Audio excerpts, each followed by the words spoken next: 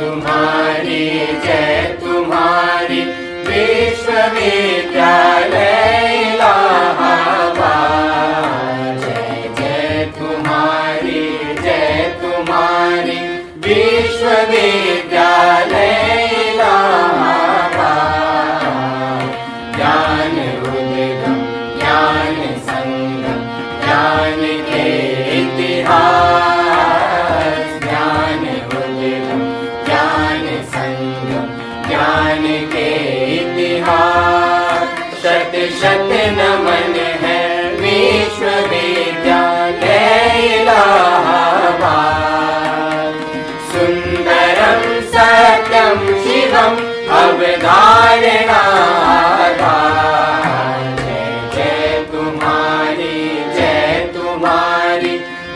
विश्वविद्यालय इलाहाबाद।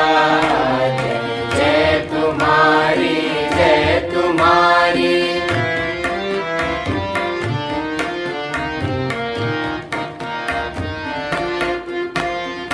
ज्ञान और विज्ञान का वर्धन तुम्हारा कर।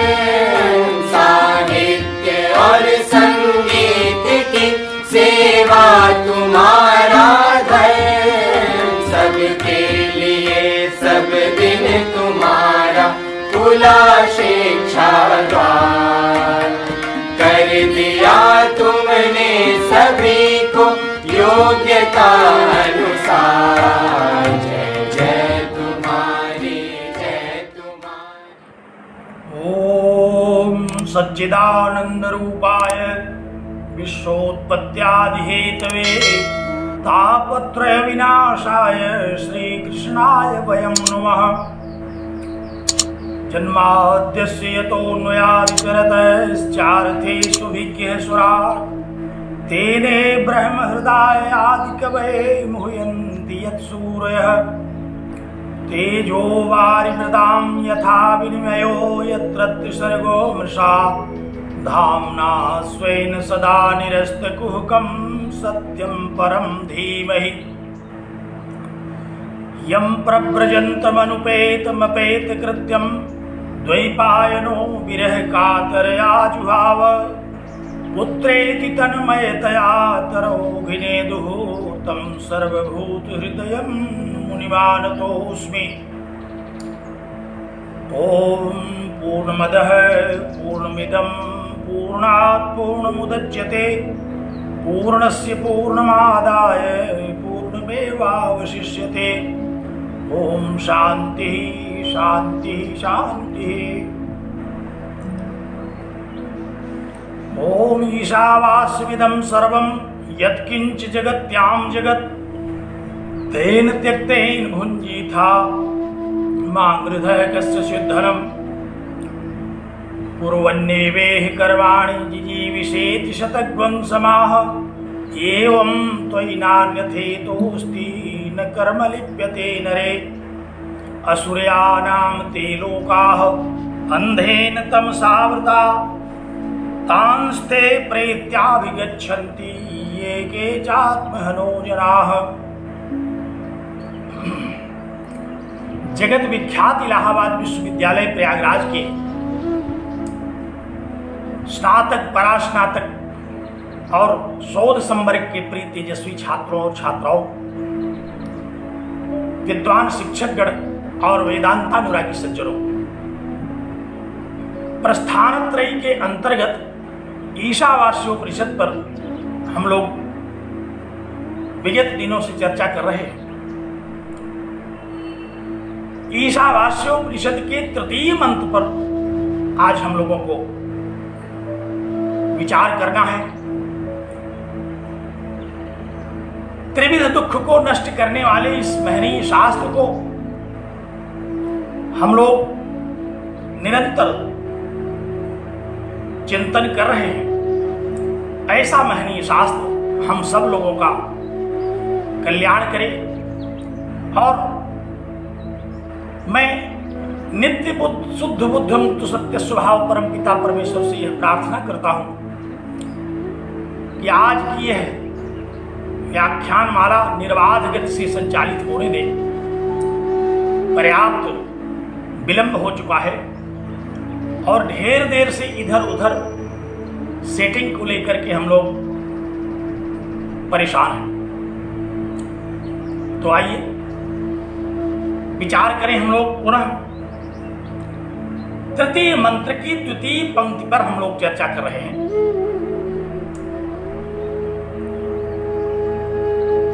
क्या है द्वितीय मंत्र? द्वितीय पंक्ति, तांस्ते प्रेत्याभिगच्छन्ति ये के चात्महनो जनाः, ये के च आत्महनो जनाः तान असुर्यानाम अंधेन तमसा वृता ये लोकान प्रत्यभिगच्छन्ति। कहा कि जो आत्महन लोग हैं वे इस शरीर को छोड़ने के पश्चात उन आसुरी लोगों को प्राप्त होते हैं। हम लोग आज यह विचार कर रहे हैं कि आखिर वे आत्महंता लोग हैं कौन। ध्यान दीजिए, स्मरण कीजिए, आत्महनो जनाः ये खलु आत्मानं घ्नन्ति ते जनाः, जो आत्मा को मार डालते हैं वे हैं आत्महनो जनाः, वही लोग हैं जो आत्महंता हैं। ये तो शब्दार्थ हुआ। इस शब्दार्थ पर हम लोगों ने पर्याप्त विचार किया और यह देखा, सर्वप्रथम तो यह देखा कि आत्मा क्या है। कल के व्याख्यान में हम लोगों ने आत्मा पर विचार किया और एक दृष्टांत से इसको समझा कि जैसे महाकाश अनेक घटों में घटोपाधि से अवच्छिन्न हो जाता है, तो उस घटाकाश को हम लगता है कि आकाश से अलग समझ रहे हैं, जबकि वस्तुतः वह महाकाश ही है। केवल घटोपाधि के कारण घटाकाश की पृथक सत्ता अनुभव में आती है। उसी तरह से जो चैतन्य स्वरूप परमात्मा है, जब वह अज्ञानोपहित हो जाता है तो उसी को जीव कहते हैं। और प्रत्येक शरीरों में वही जीवात्मा है, अनादि काल से जो अपने कर्म फल को प्राप्त करने के लिए इस अनादि जगत में संसरण कर रहा है। आत्मा शब्द को लेकर के हम लोगों ने बहुत सारी श्रुतियों को उद्धृत किया और उन श्रुतियों का यथामति विवेचन किया गया, समझने की चेष्टा की गई और अंत में यह जिज्ञासा बड़ी प्रबल उठी कि जब आत्मा को मारा ही नहीं जा सकता, भगवान श्री कृष्ण ने गीता में आत्मा की अमरता पर बड़ा व्यापक व्याख्यान दिया अर्जुन को। हम लोगों ने कल उसमें से कतिपय श्लोकों को स्मरण भी किया। तो जब यह अछेद्य है, अदाह्य है, अक्लेद्य है, अशोष्य है, सनातन है, तो फिर कैसे इसको आत्मानम घ्नन्ति, आत्मा को फिर कैसे कोई मारता है? ये बड़ा रहस्यात्मक वाक्य है। सामान्यतः हम लोग जब इसका अर्थ लेते हैं तो ये कहते हैं कि जो लोग आत्महत्या कर लेते हैं वे उन आसुरी लोगों को जाते हैं। पहले तो थोड़ा विचार यहीं कर लेना चाहिए कि क्या आत्महत्या करना संभव है? आत्महनन किसको कहते हैं? क्या है आत्महत्या? जब हम लोगों ने भगवत गीता में यह पढ़ लिया कि जो इसको मारने वाला समझता है अथवा जो इसको मारा जाता हुआ समझता है वो आत्मा को नहीं जानता। न ये मारने का कर्ता है न मारा जाने का कर्म है। तो सुस्पष्ट सी बात है कि फिर भी अगर कोई आत्महंता है तो वह आत्मा को तो नहीं मार पा रहा है, आत्मा को वह नहीं मार रहा है, आत्मा के भ्रम में वह कुछ और कर रहा है। क्योंकि श्रुतियों ने जब इस बात को सुस्पष्ट कर दिया, स्मृतियों ने जब इस बात को सुस्पष्ट कर दिया कि नायम हंति न हन्यते, न यह मारने का कर्ता है न मारा जाने का यह कर्म है, तो फिर आत्महंता कैसे बनेगा? इसलिए आत्महत्या तो की ही नहीं जा सकती। पहली बात समझने की है, अगर कोई आत्महत्या करता है तो वो आत्महत्या नहीं कर रहा है, वह शरीर हत्या कर रहा है,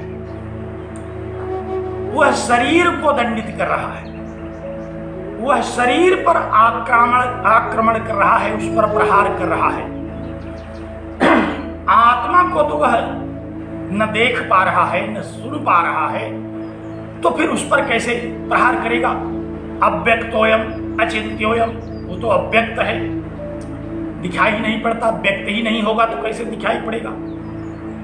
हमारे विचार का विषय ही नहीं बनेगा तो हम कैसे उसको संधान करेंगे, कैसे मारेंगे? तो इस तरह से श्रुतियों के बल पर, श्रुति प्रमाण के बल पर, स्मृति प्रमाण के बल पर हम इस बात पर पहुंच चुके हैं कि आत्महत्या तो की नहीं जा सकती, तर्क से भी नहीं की जा सकती आत्महत्या। अगर हम तर्क से इस पर विचार करें तो तर्क में भी आत्महत्या करने वाला कौन है? आत्मा ही तो होगा, उसका कर्ता ही तो कोई बनेगा। तर्क से भी यह नहीं संभव है। जो बात न श्रुति से समझाई जा सकती है, न ही स्मृतियों में उसका कथन किया गया और न ही तर्क के द्वारा उसको समझाया जा सकता है, तो फिर यह बात मानने योग्य नहीं है कि आत्महत्या की भी जा सकती है। लेकिन यह एक बड़ा ही सरल अर्थ ग्रहण करके लोग आगे बढ़ जाते हैं, काम चला लेते हैं कि जो आत्महत्या करते हैं वो आसुरी लोगों को जाते हैं। अब यदि इस बात को हम लोग स्वीकार कर लें तो कर्मफल का सिद्धांत गलत हो जाएगा, क्योंकि इसके पहले हम लोगों ने कर्मफल के सिद्धांत पर चर्चा की कि अवश्य में भोक्तव्यम कृतम कर्म शुभाशुभम, शुभ और अशुभ कर्मों का जो फल है उसको अवश्य ही भोगना पड़ता है। और शुभ अशुभ कर्मों का फल क्या है? शुभ अशुभ कर्मों का फल हम लोगों ने आचार्यों के अनुसार जो सुना कि आयु, जन्म और भोग, ये तीन फल हैं कर्मों के, शुभाशुभ कर्मों के फल यही हैं तीन। एक तो आयु, कितनी आयु मिली इस शरीर की, क्या क्या भोग मिले, किस यौन में जन्म हुआ। तो जब आयु कर्मों के अनुसार पूर्व निर्धारित है, प्रारब्ध कर्म के आधार पर आयु का निर्धारण पहले ही हो चुका है, कर्मों के आधार पर निर्धारण हो चुका है। शास्त्रों में, पुराणों में ब्रह्मा ने इसकी पहले से ही निर्धारण इसका कर दिया है। तो जो आत्महत्या कर रहा है वह तो आयु को ही घटा रहा है। क्या वो ब्रह्मा से भी बढ़ करके है? क्या वह कर्मफल के सिद्धांतों को भी काट दे रहा है? क्या वह इतना बड़ा शक्तिशाली है कि शास्त्र की सारी व्यवस्थाओं को धता बता करके आत्मा की हत्या कर दे रहा है? ये ढेर सारे प्रश्न उठ खड़े होंगे और इन प्रश्नों का कोई उत्तर नहीं है। एक ऐसा अज्ञानी व्यक्ति जो कोई कर्म कर रहा है, उस अज्ञानी के द्वारा किए गए कर्मों के आधार पर शास्त्रों की जो मान्यताएं हैं उन मान्यताओं पर प्रश्न चिन्ह लगाना ये अपने आप में बदतो व्याघात है, अपने आप में शास्त्रों का खंडन है। इसलिए आत्महत्या तो की ही नहीं जा सकती। पहली बात तो ये समझिए। फिर भी जो लोग आत्महत्या करते हैं वो हत्यारे हैं। वो जैसे दूसरों की हत्या की जाती है, दूसरों के शरीरों को नष्ट किया जाता है, वे वैसे ही अपने शरीर को नष्ट करने की चेष्टा करते हैं, और वह भी इस स्थूल शरीर को नष्ट करते हैं। क्योंकि जब आयु हमारी निर्धारित है, जब भोग हमारे निर्धारित हैं, जब कर्मफल के सिद्धांत के अनुसार शुभाशुभ कर्मों के द्वारा प्रदत्त आयु सुनिश्चित है, तो आत्महत्या के द्वारा उसको कैसे घटाया जाएगा, ये तो बड़ा ही जटिल प्रश्न है। अगर हम इसको मान लें कि आत्महत्या करके शास्त्रों के सिद्धांतों को भी कोई काट देगा तो बड़ा सशक्त व्यक्ति होगा, फिर वह हत्या कर क्यों रहा है। और जब हम लोग देखते हैं आत्महत्या करने वालों के विषय में सुनते हैं तो वे बड़े गलीज किस्म के लोग होते हैं, बड़े कमजोर होते हैं, उनमें आत्मबल नहीं होता, उनमें सामर्थ्य नहीं होती, उनमें शक्ति नहीं होती। वे शारीरिक दुखों से प्रताड़ित होकर के, दैविक और भौतिक दुखों से प्रताड़ित होकर के उनको ऐसा लगता है कि अब जीना बहुत दुखदाई है, इससे अच्छा है कि मर जाओ, और यह मान करके वे शरीर को नष्ट करने की चेष्टा करते हैं। यही आत्महत्या का कॉन्सेप्ट है। आत्महत्या में क्या करते हैं? आत्महत्या में शरीर को नष्ट करने की चेष्टा करते हैं, और कई बार तो चेष्टा उनकी विफल भी हो जाती है। बहुत सारे लोगों के विषय में सुना जाता है कि ट्रेन के नीचे कट कर मरने गए, हाथ पैर तो कट गया, स्वयं बच गए, क्योंकि उनकी आयु थी अभी। तो कैसे इस बात को हम मान लें कि उन्होंने आत्महत्या कर ली? जो लोग शरीर पर प्रहार करके अपने को समाप्त कर लेना करते हैं इस क्रिया को, उनकी आयु ही समाप्त हो गई है। मुख्य बात तो ये है, उन्होंने आत्महत्या किया नहीं, क्योंकि जैसे यहां हत्या का दंड निर्धारित है कानून की दृष्टि में, शास्त्रों की दृष्टि में, उसी तरह से हमारे शास्त्रों में, हमारे कानून में आत्महत्या का भी दंड निर्धारित है। आत्महत्या के प्रयास में अगर कोई पकड़ा जाता है तो उसको भी जेल हो जाती है। उसी तरह से जैसे कोई दूसरे की हत्या करने के प्रयास में पकड़ा जाता है, तो यह तो अपराध है। सामाजिक रूप से, सांसारिक रूप से इसको अपराध की कोर्ट में हम कहते हैं। शास्त्रों में भी हमारे इसको बहुत ही जघन्य अपराध माना गया, जघन्य कृत्य माना गया, जघन्य पाप माना गया। इसलिए यह कृत्य जिसको आत्महत्या लोग कहते हैं, यह कृत्य अशास्त्रीय कृत्य है।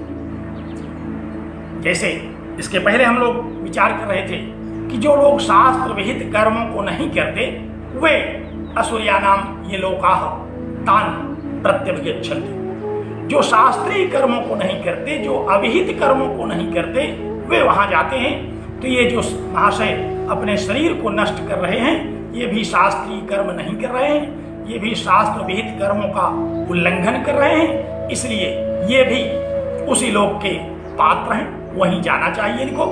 तो ये तो इसी न्याय से वहां जाने के अधिकारी बन गए। इस बात को बताने के लिए इस श्रुति वाक्य में बहुत अवकाश नहीं है। दूसरी बात, प्रसंग यहां चल रहा था जो प्रथम मंत्र में जगत कारणता पर परमात्मा की जगत कारणता को बताया गया, द्वितीय मंत्र में कर्मयोग की साधना पर चर्चा की गई, तो तीसरे मंत्र में कहां से आत्महत्या जैसा जघन्य विषय आ जाएगा, इसका तारतम्य भी देखने को नहीं मिल रहा है। उपनिषदकार ऐसा क्यों करेंगे कि वे यहां आत्महत्या की चर्चा करने लगे? इसके पूर्व श्रेय की प्राप्ति के विषय में उपदेश हो रहा था।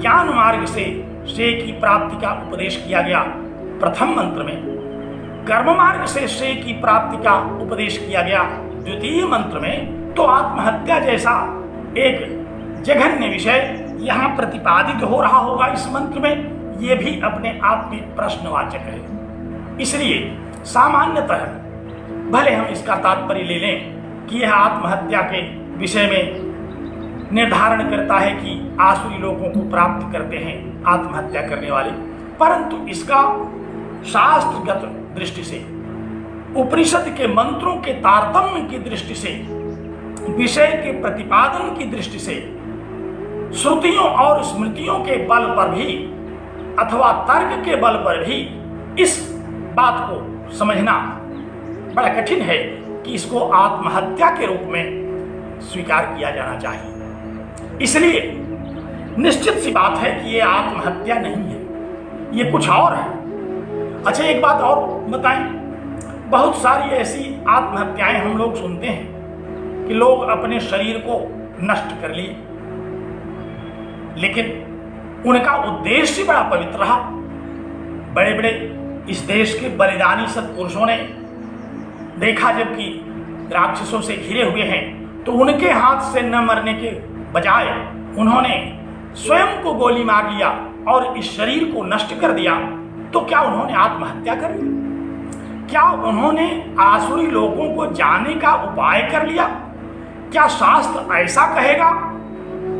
कथमपि नहीं माना जा सकता, क्योंकि उन्होंने तो देश सेवा की, उन्होंने तो आत्म बलिदान किया, उन्होंने तो मातृभूमि की सेवा के लिए अपने प्राणों को न्यौछावर करने का पुनीत कर्म किया।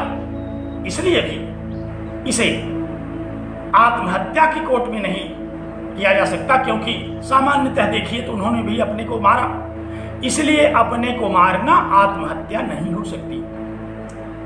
हाँ, इस शरीर को समाज को समर्पित करना हो, इस शरीर को परोपकार के लिए समर्पित करना हो, इस शरीर का उत्सर्ग करना हो, इस शरीर का जगत कल्याण के लिए दान करना हो, तो फिर शरीर का समापन किया जा सकता है, किया जाता रहा है। हम लोगों को स्मरण है महर्षि दधीच, जब देवताओं को यह पता चला कि उनके दधीच की हड्डी से बना हुआ वज्र जो है वह वध कर सकता है शत्रुओं का, और देवता लोग महर्षि दधीच के पास पहुंचे और महर्षि दधीच स्वयं इस बात के लिए तैयार हो गए कि मैं इस पुनीत काम हेतु, पुनीत उद्देश्य के लिए अपनी हड्डी देने के लिए मैं तैयार हूं। और जैसा कि हम लोग पढ़ते हैं, उन्होंने अपने संपूर्ण शरीर पर नमक का लेप लगवाया और गाय से चाटने के लिए कहा गया। गाय से चाटते चाटते उनके शरीर के जो बाह्य चर्म थे वो सब क्षत विक्षत हो गए, धीरे धीरे सारा रक्त निकल गया, धीरे धीरे शरीर में केवल अस्थियां बची और उस अस्थि से वज्र बनाया गया। तो वह अस्थि, वह वज्र शरीर समाप्त होने के बाद बना, लेकिन उसका उद्देश्य क्या था? उसका उद्देश्य परम पुनीत था, उसका उद्देश्य परम पावन था, जगत कल्याण के लिए था। इसलिए शरीर को समाप्त तो किया गया, लेकिन वह आत्महत्या की कोट में नहीं है।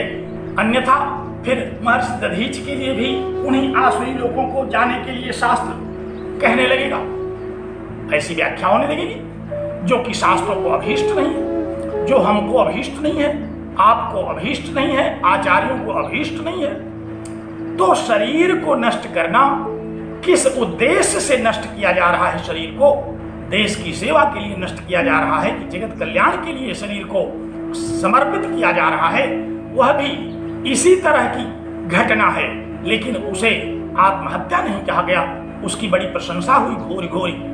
आज भी हम लोग ऐसे महान पुरुषों का, महान सपूतों का, महान ऋषियों का गुणगान करते हैं। तो ये सुस्पष्ट सी बात है कि न श्रुतियों के द्वारा, स्मृतियों के द्वारा, तर्क के द्वारा किसी भी भांति आत्महत्या की जाती है, इस बात को सिद्ध नहीं किया जा सकता।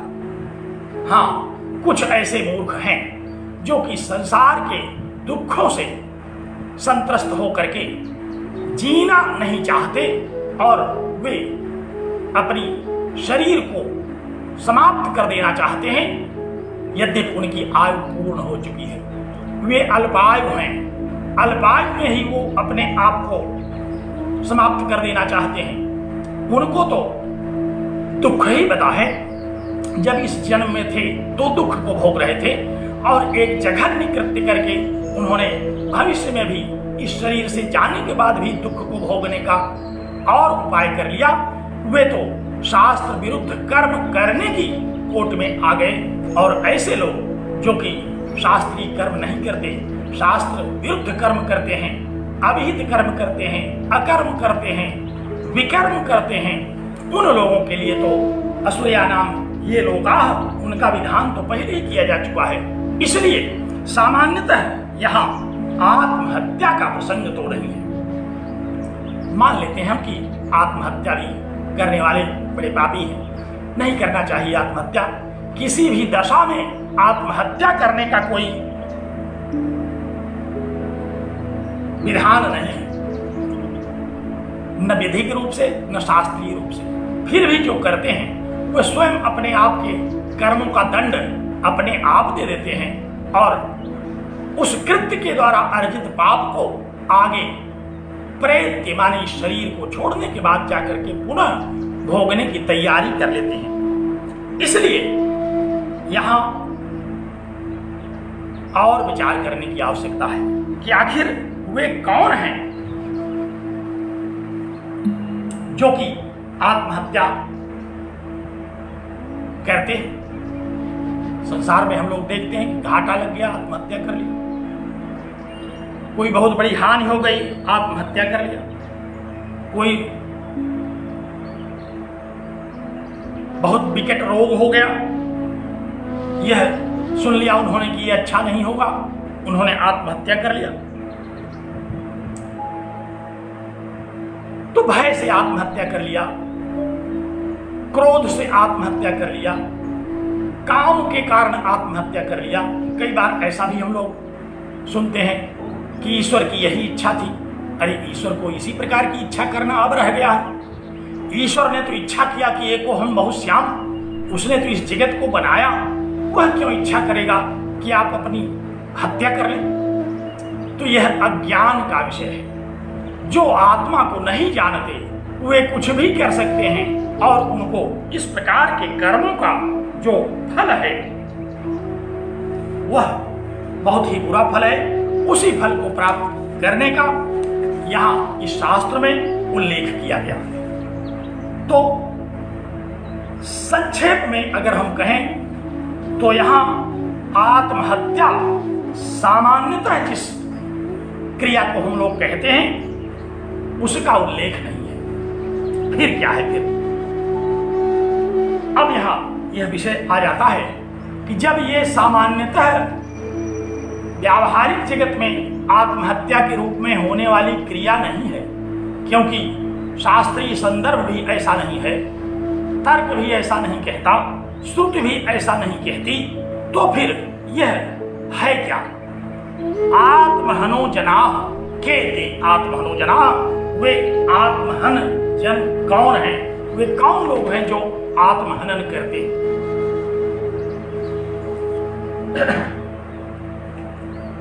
बड़ा महंगी विषय है, बहुत ही महत्वपूर्ण विषय है, समझने योग्य विषय है कि वे आत्महत्या करने वाले लोग ये नहीं हैं। वो तो आत्महत्या कर चुकते हैं, तब कहा जाता है कि उन्होंने आत्महत्या कर लिया।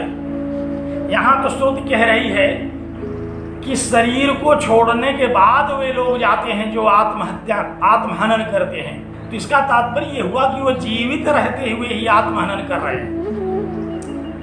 वे जीवित रहते ही निरंतर आत्महनन की क्रिया कर रहे हैं। उन्होंने आत्महत्या जैसी क्रिया नहीं कर ली जो 2-4 क्षणों में समाप्त होती है, बल्कि वह एक सतत चलने वाली क्रिया कर रहे हैं। आत्महनो जनाः ये के, जो कोई आत्महनन करने वाले, हनन क्रिया जो है ये सतत चलने वाली क्रिया है, तो वे आत्महनन करते चल रहे हैं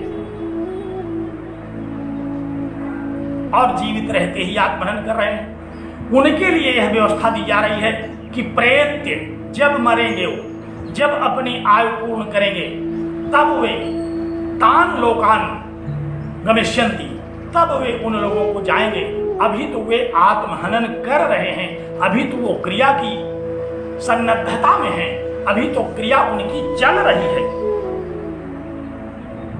तो कौन है वे आत्महनन करने वाले लोग? अब इस पर हमें श्रुति बल से विचार करना होगा। आत्महंता कौन है? वेदांत के अनुसार वेदांत कहता है कि वेदांत वेद्य आत्मा को न जानना ही आत्महनन है। जो वेदांत वेद्य आत्मा है उसको न जानना, उसको न जान पाना, यह है आत्महनन। उसके स्थान पर किसी अन्य वस्तु को आत्मा मान लेना, यह है आत्महनन। अर्थात उस वस्तु का तो उन्होंने समापन ही कर दिया। कौन सी वस्तु? जो नित्य वस्तु है, जो कभी समाप्त नहीं हो सकती, जो नित्य शुद्ध बुद्ध मुक्त सत्य स्वभाव है, जिसको शास्त्र कहता है कि ब्रह्मयु तावद नित्यम वस्तु, ब्रह्म ही नित्य वस्तु है, आत्मा ही नित्य वस्तु है। उस नित्य वस्तु को उन्होंने समाप्त कर दिया। उनकी दृष्टि में आत्मा नाम का कोई तत्व है ही नहीं। वस्तुतः आत्महंता हुए हैं जिन्होंने आत्मा को जाना नहीं, जिन्होंने आत्मा को पहचाना नहीं, जिन्होंने वेदांत वेद्य आत्मा के विषय में विचार नहीं किया, जिन्होंने ब्रह्म जिज्ञासा नहीं की, जिन्होंने आत्म विचार नहीं किया, जिन्होंने मानव जीवन के प्रमुख पावन उद्देश्यों पर चिंतन नहीं किया, वस्तुतः आत्महंता हुए हैं। वे इस शरीर की समाप्ति के बाद जब कभी उनकी आयु पूर्ण होती है तो उन आसुरी लोगों को वे जाते हैं। कौन वे लोग हैं? जो आत्मा को आत्मा के रूप में नहीं जानते, आत्मा के विषय में शास्त्र वर्णित जो स्वरूप कहा गया आत्मा का, उसके विषय में जिन्होंने विचार नहीं किया। भगवान शंकराचार्य ने जब इसका भाष्य किया तो क्या लिखा उन्होंने लिखा कि ये के चात्महन। कौन है वे आत्महन लोग? कहा कि ये अविद्वान सह, जो अविद्वान है, जो अज्ञानी है, वे आत्मानं नित्यम हिंसन्ति, वही हैं जो आत्मा को नित्य मारते हैं, क्योंकि आत्मा के विषय में विचार ही नहीं करते। जबकि आत्मा उनके हृदय में है, आत्मा उनके अंतःकरण में है। उस आत्मा को मार करके उसमें न जाने कौन सा वह सत्व उन्होंने धारण कर रखा है। ऐसे लोग जो अज्ञानी लोग हैं, जो अज्ञान से उपहित हैं, जो घोर अज्ञानी हैं, वे लोग हैं आत्महंता। भगवान भाष्यकार के शब्दों में कहा गया कि अविद्या दोषेण विद्यमानस्य आत्मनः तिरस्करणात्, अविद्या दोष के कारण जो अज्ञानी हैं वे आत्मा का तिरस्कार करते हैं। जिस आत्मा के विषय में शास्त्रों ने कहा कि आत्मा व अरे श्रोतव्य है, मंतव्य है, निध्यासितव्य है, उस आत्मा का उन्होंने अपने अज्ञान के कारण तिरस्कार कर दिया। उनकी दृष्टि में आत्मा नाम का कोई तत्व है ही नहीं। वे हैं आत्महंता, और उन्हीं आत्महंता के लिए यह श्रुति कह रही है कि असुरिया नाम ते लोका। क्यों ऐसा कह रही है? क्योंकि यदि उन्होंने वेदांत वेद्य इस आत्मा पर विचार किया होता तो वे इसके स्वरूप को जानते कि यह अजर अमर है, अजो नित्य शाश्वतोयम पुराण है। जो श्रुति कह रही है, स्मृति कह रही है कि वह अजय है, नित्य है, शाश्वत है, वे उस आत्मा को जान करके शोक से दूर हो गए होते। तरति शोकम आत्मविद, आत्म वेदता होकर के वे शोक से बाहर चले गए होते, लेकिन वे तो निरंतर शोक में पड़े हुए हैं। वे शोक संविघ्न हैं क्योंकि आत्मा का हनन कर चुके हैं, आत्मा को जानते ही नहीं, आत्मा को मानते ही नहीं, शास्त्रों पर भरोसा ही नहीं रखते। शास्त्रों के द्वारा बताए गए, ज्ञानियों के द्वारा बताए गए, संतों के द्वारा उपदिष्ट किए गए इस आत्म तत्व का उन्होंने कभी स्वीकार ही नहीं किया। ऐसे लोग हैं ते आत्महनो जना, वे हैं आत्महनन करने वाले लोग। और उनके लिए ये श्रुति कह रही है कि असुरिया नाम ते लोका, वे हैं लोग उनके लिए जो कि आत्मा को जानते ही नहीं, जो आत्मा का ज्ञान ही नहीं करते।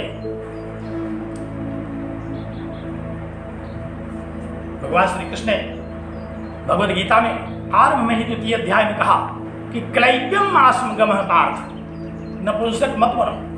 नपुंसक कौन है? वहां जो उस परम पुरुष को नहीं जानता, जो उस परम तत्व को नहीं जानता, जो उस परमात्मा को नहीं जानता। अर्जुन ने भी कहा कि कार्पण्य दोषोपहत स्वभाव, मैं कार्पण्य दोष से उपहत स्वभाव वाला हो गया हूं, अज्ञान से उपहत स्वभाव वाला हो गया हूं। कार्पण्य दोष माने कृपणता का दोष, अज्ञान का दोष, और अज्ञान के कारण उसको आत्मा का ज्ञान नहीं हुआ।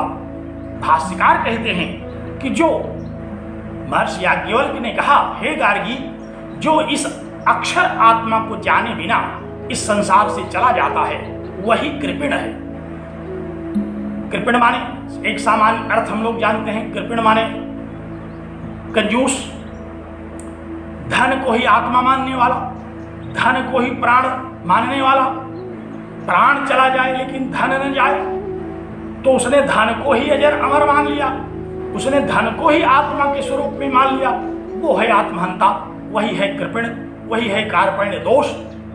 तो महर्षि याज्ञवल्क्य ने कहा, हे गार्गी, यद अक्षरम अविदित्वागारी अस्मात् लोकात् प्रयति, जो इस लोक से उस अक्षर ब्रह्म को, अक्षर परमात्मा को जाने बिना चला जाता है वह अज्ञानी है, वही आत्महत्या है, आत्महंता है। उसी के लिए वे लोग हैं जो कि आसुरी लोग कहे जाते हैं, उसी को अपने पापों का फल भोगना है उन लोगों में। तो पहली बात आत्महंता किसे कहते हैं? पहली दृष्टि आचार्यों ने बताया कि जो आत्म तत्व को नहीं जानते, आत्म तत्व को अन्य स्वरूप में जो प्रस्तुत करते हैं। महाभारत में इस प्रसंग में वक्तव्य आया, कहा कि अन्यथा संतम आत्मानम यो अन्यथा प्रतिपद्यते किम तेन न कृतम पापम चौरेण आत्मापहारिणा। कहा कि उस आत्मा का अपहरण करने वाले चौर ने कौन सा पाप नहीं किया जिसने आत्मा का स्वरूप न समझ करके किसी दूसरी वस्तु को आत्मा बता दिया। वो बहुत बड़ा चौर है, उसने तो आत्मा को ही चुरा लिया, आत्मा का ही उसने विनाश कर दिया। उसने तो धन को आत्मा मान लिया, शरीर को आत्मा मान लिया, संसार के विषय भोगों को आत्मा मान लिया, दुष्कर्मों को आत्मा मान लिया। जो भी उसको अच्छा लगे उसी को करना उसने अपना परम अभीष्ट कार्य समझ लिया। ऐसा जो अज्ञानी है वो है आत्महंता, वही है आत्मापहारी, आत्मा का अपहरण करने वाला। श्लोक क्या कहता है? कहता है कि अन्यथा संतम आत्मानम, आत्मा का जो स्वरूप है, नित्य शुद्ध बुद्ध मुक्त सत्य स्वभाव जो आत्मा का स्वरूप है, जिस आत्मा के स्वरूप का वर्णन नेति नेति इत्यादि के द्वारा श्रुतियों में किया गया, जिस आत्मा के स्वरूप को वर्णन करते समस्त श्रुतियों में न जाने कितने श्रुति वाक्य हैं, उस आत्मा को अन्य रूप में प्रस्तुत करने वाला कि वो आत्मा नहीं, ये है आत्मा, ऐसा जो चोर है। किम तेन न कृतम पापम, उस चोर के द्वारा भला कौन सा पाप नहीं किया गया? आत्महत्या तो उसके सामने बहुत सामान्य पाप है। अगर सामान्य आत्महत्या का जो तात्पर्य हम लोग ग्रहण करते हैं, अगर यह कर लिया उसने तो बड़ा सामान्य पाप है इस दृष्टि से, क्योंकि उसने तो ऐसी वस्तु की हत्या कर दी, ऐसी वस्तु को अपहरित कर लिया, ऐसी नित्य शुद्ध बुद्ध मुक्त सत्य स्वभाव वस्तु का अपहरण कर लिया जिसका कि अपहरण किया ही नहीं जा सकता, जिसको हटाया ही नहीं जा सकता, जो इस जगत का परम कारण है, ऐसे उस परमात्मा को अपहरित कर लिया।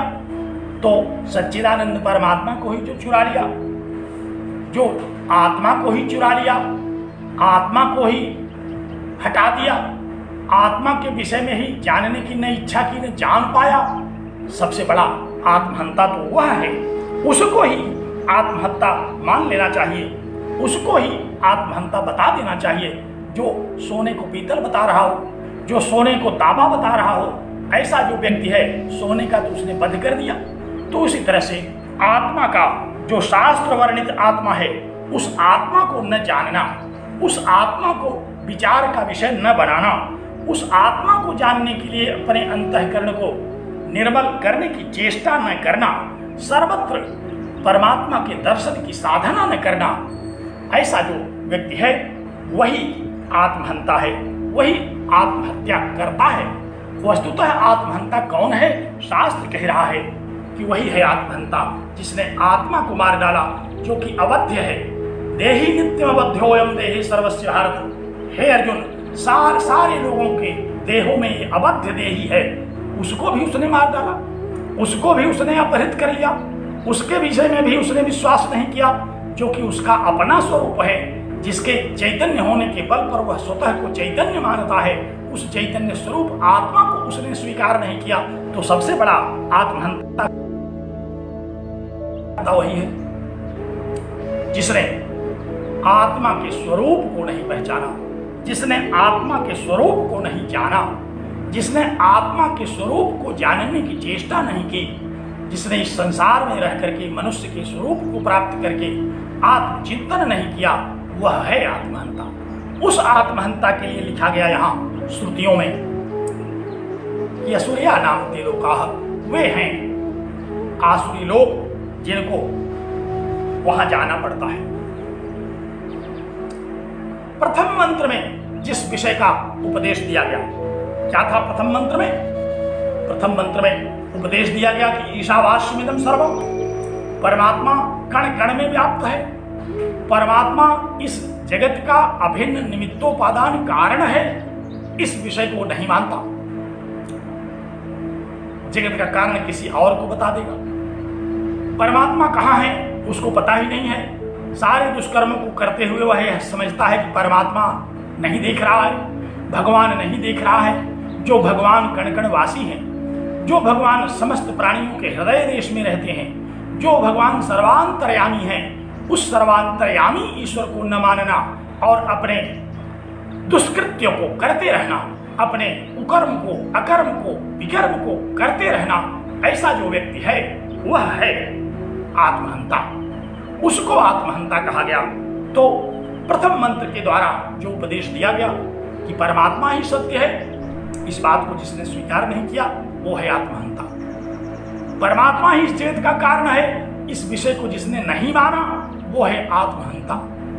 तेन त्यक्तेन भुंजी था, उसके द्वारा प्रदत्त जो कुछ प्रसाद मिले उसी को त्याग पूर्वक भोग करो, इस सिद्धांत को जिसने नहीं माना, जो कि लोभ के कारण, लाभ के कारण इस मिथ्या वस्तु को ही प्राप्त करते रहने के लिए अपना जीवन समझ लिया।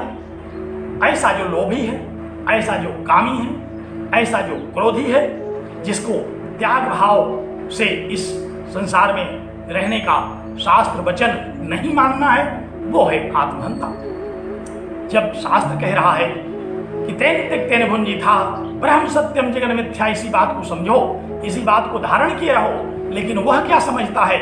वो समझता है कि जगत सत्यम ब्रह्म मिथ्या, जगत ही सत्य है, ब्रह्म ही मिथ्या है।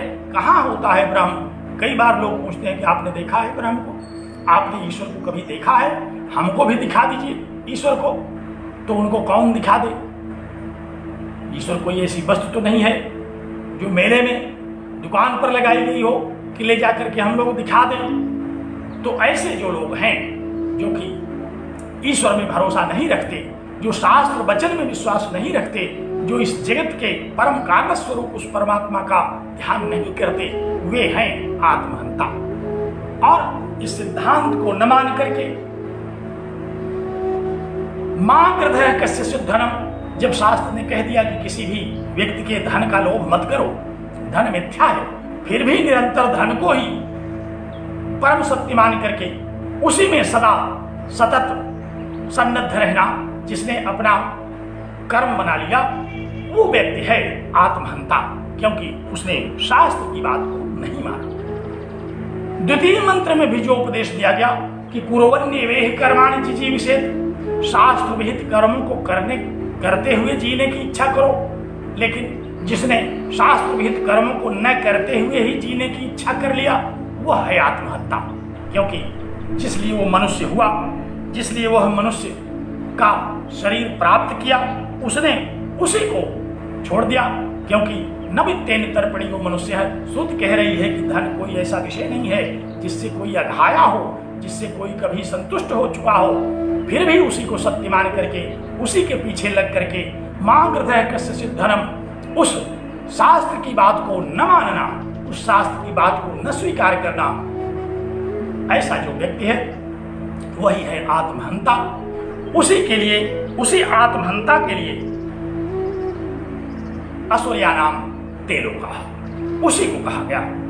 वे आसुरी लोग हैं जहां उसको जाना पड़ेगा। जो अज्ञानमय जीवन व्यतीत कर रहा है, चाहता तो वह आत्मचिंतन कर सकता था, चाहता तो वह उपनिषद चिंतन, ब्रह्म चिंतन अथवा सत्संग करके आत्मा के विषय में जिज्ञासा कर सकता था, लेकिन उसने तो सतत वह चिंतन किया जो बंधन का कारण बना। उसने कदापि यह चिंतन नहीं किया जो उसकी मुक्ति का कारण बने। तो जो निष्काम भाव से कर्म नहीं करते, जो लोक कल्याणार्थ कर्म नहीं करते, जो देश के कल्याण में मन नहीं लगाते, ऐसे द्वितीय मंत्र में दिए गए उपदेश को जो लोग नहीं मानते, ऐसे अज्ञानियों को, ऐसे मूढ़ों को कहा गया आत्महंता। तो ऐसे आत्महंताओं के लिए वह असुरिया नाम लोका, वही आसुरी लोक है। इसलिए शास्त्र में विहित कर्तव्यों का पालन, शास्त्र में विहित ईश्वरार्पण बुद्धि का कारण, इन सब विषयों को भली भांति स्वीकार करने वाला व्यक्ति तो परम श्रेय की प्राप्ति करता है। लेकिन ऐसा न मानने वाले वे ही आत्महंता हैं, वे आत्महत्या ही तो कर रहे हैं, क्योंकि जिसलिए उनको जीवन मिला, जिसलिए उनको मनुष्य का शरीर मिला, वही नहीं कर रहे हैं। तो यही तो आत्महत्या है, यही तो आत्महत्या है। इसी को तो आत्महत्या कहा जाता है। आत्महत्या माने जो करना चाहिए उसको न करना, जो नहीं करना चाहिए उसको करना, यही आत्महत्या है। तो उन्होंने यही कर लिया। शास्त्रों में अनेक बार इस विषय को बड़ी मजबूती से उपदिष्ट किया गया। श्रीमद् भागवत का एक श्लोक है जिसमें यह कहा गया कि आत्महंता है कौन। वस्तुतः आत्महंता किसको कहते हैं? भगवान व्यास ने लिखा कि नृदेह माध्यम सुलभम सुदुर्लभम प्लवम सुकल्पम गुरु कर्णधारम मयानुकूलेन नभस्वरेतिर्स्वैरित्यम पुमान भवाब्धिम न तरेत स आत्महा। आत्महा वह है, आत्महंता वह है जो कि नृदेह शरीर पाया मनुष्य का, मनुष्य के शरीर को पा करके भी आत्मा का चिंतन नहीं किया, वो है आत्महा, वही है आत्महंता। मनुष्य का शरीर इसीलिए मिला। गोस्वामी तुलसीदास जी ने भी इसी को लिखा कि साधन धाम मोक्ष कर द्वारा पाइन जो परलोक सुधारा सो परत्र दुख पावई सिर धुन धुन पछताई। कहा कि ऐसे लोग जो मनुष्य के शरीर को प्राप्त किया, जिन्होंने मोक्ष का द्वार जिन्होंने प्राप्त किया, ये शरीर ही मोक्ष का द्वार है। मनुष्य का जो शरीर है यही मोक्ष का द्वार है। इसी के द्वारा मोक्ष की प्राप्ति हो सकती है। इसको पा करके अपना परलोक सुधारा जा सकता है, परमात्मा में मन लगा करके परमात्मा की प्राप्ति की जा सकती है।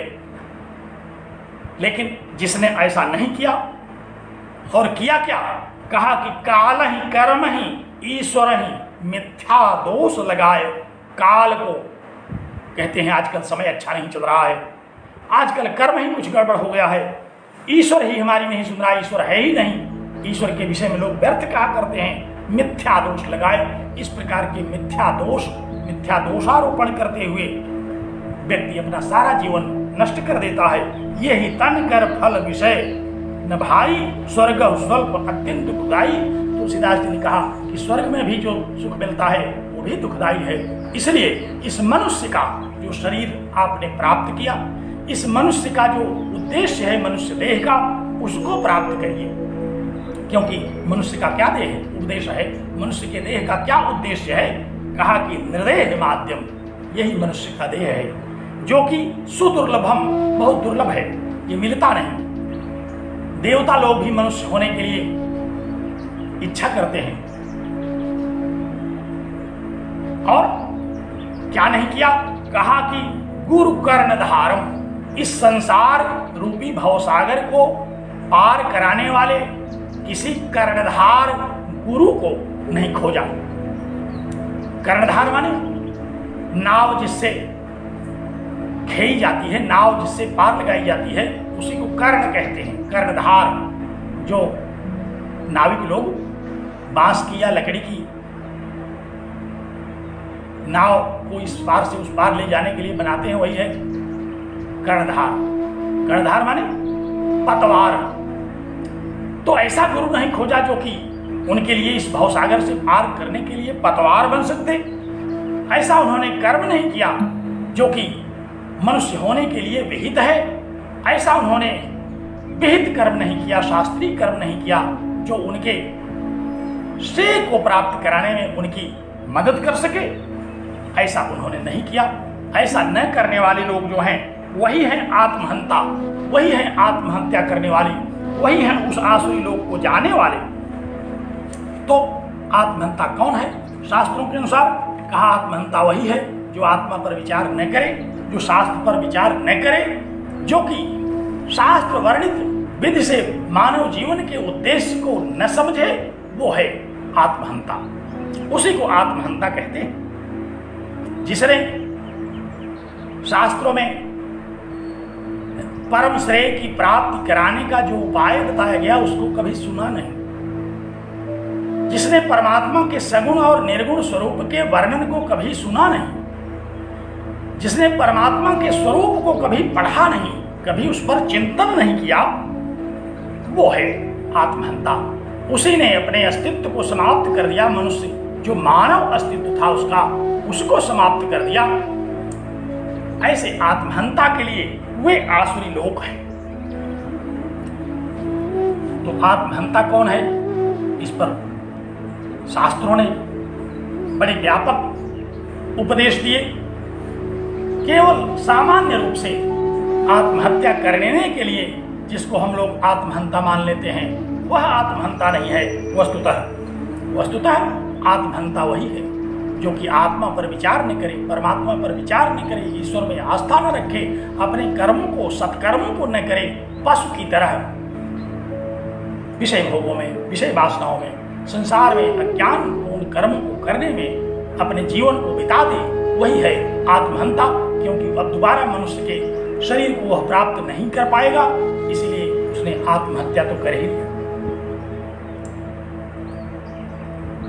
तो भागवत में आत्महंता कौन है, इस विषय पर एक और आता है श्लोक जिसमें कहा गया कि निवृत्त तरसई रूपगीयमानात् भवौषधात् श्रोत्र मनोभिरामात् क उत्तम श्लोक गुणानुवादात् पुवान विरज्येत बिना पशुघ्नात्। वही आत्महंता है, वही पशु माने जीव को मार डालने वाला है, जिसने निवृत्त तरसई रूपगीयमानात्, किसी सन्यासी से, किसी आत्म तत्व वेदता से, किसी विषय वासनाओं से उपरत हो चुके साधक से आत्मा के स्वरूप को नहीं सुना, वो है आत्महंता। अगर वह सुनता तो निश्चित ही उसको आत्म तत्व के विषय में ज्ञान हुआ होता, तो निश्चित ही वह आत्म तत्व का अवगति करता। क्या है वह आत्म तत्व? कहा कि भवौषधात् श्रोत्र मनोभिरामात्। श्रोत्र मनोभिरामात्, श्रोत्र को, कान को बहुत ही रमणीय लगने वाला वह चरित्र है, श्रोत्र को, कान को प्रिय कर देने वाला है और भवसागर की औषधि है। ऐसा वह वेदांत, ऐसा वह भगवत चरित्र, ऐसा वह सगुण और निर्गुण स्वरूप जिसको सुन करके कान तो प्रसन्न होता ही है और इस भवसागर को पार कर देने के लिए वह महौषधि है। उस महौषधि से जो अपने को दूर रखा, का उत्तम श्लोक गुणानुवादात, जिसने उत्तम श्लोक उस परमात्मा के गुणानुवाद से अपने आप को दूर रखा, वो कौन है? कहा कि पशुघ्नात् बिना कह। वो पशुघ्न, वह जो आत्महंता, उसके बिना कोई दूसरा नहीं हो सकता।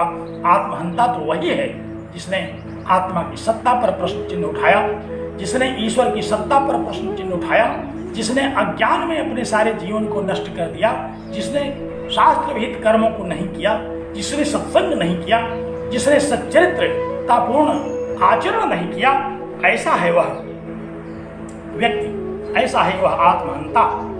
नहीं तो उसी को असुरिया नाम तेलोकाह का वर्णन किया गया। उसी के विषय में ये श्रुति कहती है कि जिस श्रुति के द्वारा उस श्रुति वेद्य परमात्मा का वर्णन किया गया, जिसको जिज्ञासा बताया गया, सारी श्रुतियों ने जिसके जिज्ञासा का उपदेश दिया, जिस पर विचार करने के लिए कहा, उसी को जिसने नहीं किया, बल्कि जो मिथ्या है, जो मिथ्या जगत है, जो बंधन का कारण जगत है, जो विषय और भोग पाप के कारण होते हैं। अर्जुन ने भगवान श्री कृष्ण से पूछा कि आखिर इस पाप का कारण कौन है, इन पापों को कराता कौन है? भगवान ही तो कराते हैं, क्योंकि सारा कुछ जब चाहे कि करावें सोई, तो यह भी भगवान ही कराते होंगे। कौन है इसका प्रेरक, कौन पाप करवाता है? गीता में भगवान कृष्ण से पूछा अर्जुन ने, अथ केन प्रयुक्तोयम पापम चरति पुरुषः, किसके द्वारा प्रयुक्त होकर के यह पुरुष, यह मनुष्य पाप करता है? अनिच्छन्न विवार्षेण बलात् इव नियोजितः, न चाहते हुए भी। आखिर वो कौन है जो नियुक्त करता है? भगवान श्री कृष्ण ने वहां उत्तर दिया कि मैं नहीं हूं, ईश्वर नहीं है, कोई संत नहीं हो सकता ऐसे पाप कर्मों को करने का प्रेरक। फिर कौन है? कहा काम एष, क्रोध एष, रजोगुण समुद्भव। कहा ये काम है, ये राम नहीं है, क्योंकि यहाँ काम क्रोध दो आए। व्याकरण की दृष्टि से अगर आप इस पर विचार करें तो काम एष, क्रोध एष, रजोगुण समुद्भव, एक वचन में कहा रजोगुण समुद्भव। अगर काम और क्रोध ये दोनों दो होते तो क्या महर्षि व्यास को इतना व्याकरण नहीं आता कि वो कह सकते कि काम एष, क्रोध एष, रजोगुण समुद्भव? कहते कि ये दोनों रजोगुण से पैदा होते हैं। उनका नहीं, ये काम है जो कि क्रोध का रूप धारण कर लेता है, ये काम है जो पूर्ण न होने पर क्रोध का रूप धारण कर लेता है, ये काम है जो अतृप्त वासना के रहते क्रोध का रूप धारण कर लेता है। और यही प्रेरक है पाप कर्म में, यही प्रेरक है महासनो महापापमा विद्धेनम हि वर्णिनम वैरिणम। इसी को समझो, यही महासन है, यही नहीं अघाता। काम कभी अघाता नहीं, खाते चले जाओ कभी अघाएगा नहीं, और चाहिए और चाहिए। इस प्रकार जो यह काम है, तो हम लोग जब कोई कृत्य करते हैं, कोई कुकृत्य करके ईश्वर पर दोष लगाते हैं कि राम ने ऐसा कराया, भगवान ने ऐसा कराया, तो विचार करिए जरा कि राम ने कराया कि काम ने कराया, उनकी कामनाओं ने कराया कि ईश्वर ने कराया? उनकी कामनाओं ने कराया। उनका जो काम भाव है, जो ईश्वर को न मानना, अगर वह ईश्वर को मानते होते तब तो तेन त्यक्तेन भुंजी था का सिद्धांत उनके लिए था, तब तो वो प्रसाद मान करके जो कुछ मिल रहा था उसको ग्रहण करते। लेकिन उन्होंने ऐसा नहीं किया, उनसे तो काम ने उनको प्रेरित किया।